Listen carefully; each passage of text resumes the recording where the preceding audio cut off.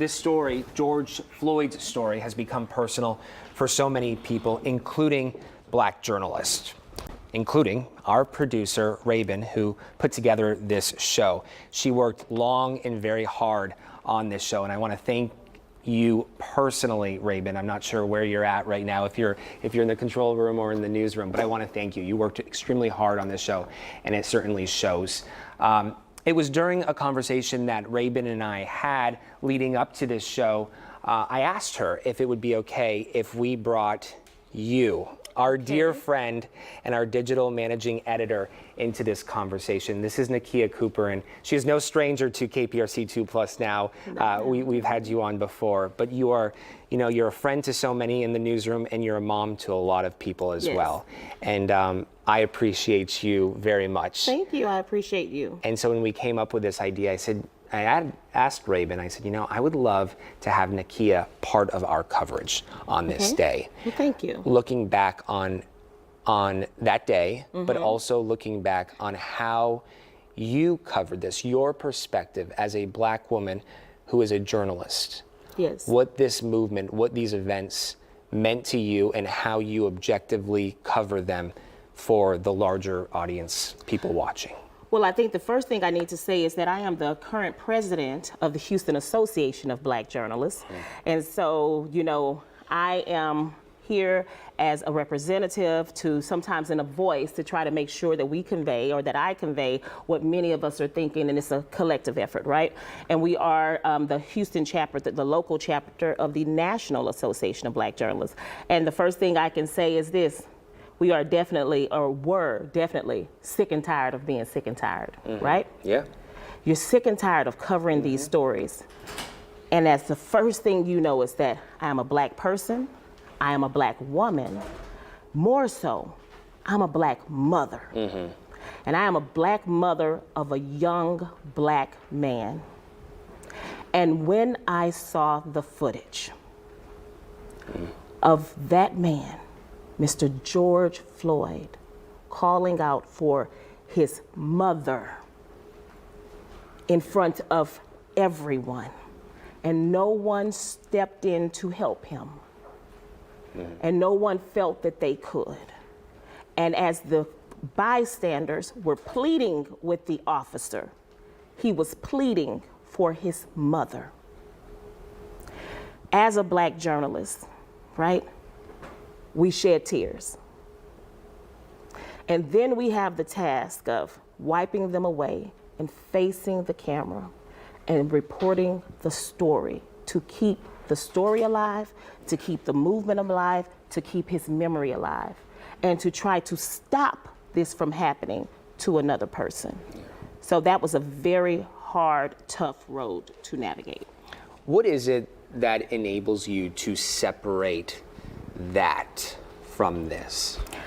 So I don't think that you ever really do separate it, right? Because every day that's what brings, it's that perspective that makes that coverage, that makes that story mean so much more. Yes, because we can't separate it from us. We put the feeling into our coverage. We make sure that all angles are there. We make sure we tell the story of our community, and make sure that we highlight how this was not the first time, right? This is a reality that we have been telling America, that this is happening to Black people every day. This is happening to our Black sons, Black fathers, Black daughters, every day. And no one listened. Derek Chauvin was empowered by America and empowered by the police departments, and I'm gonna say it, good old boy systems that allowed him to feel empowered to do that in broad daylight. And he looked directly at the camera, and he didn't blink.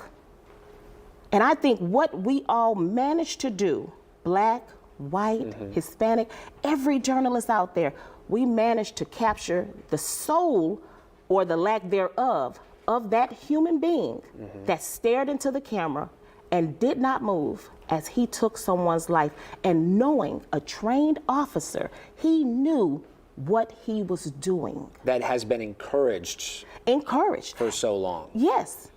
Yeah. You know, that is what it is. So we are faced with this trauma every day. Has George Floyd's death and the death of other Black individuals changed the way we cover stories within journalism?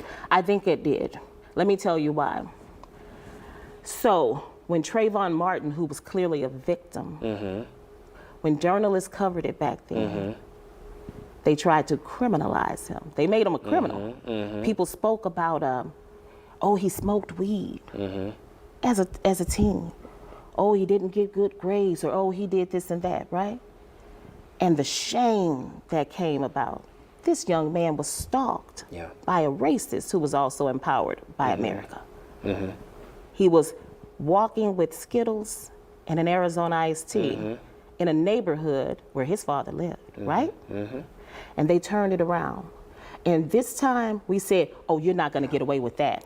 We don't care about what you think George Floyd's past was. We don't care what you say about this human being, this man who had family and friends clearly who loved him, who had a daughter who worshiped the ground he walked on. And she said, my daddy changed the world.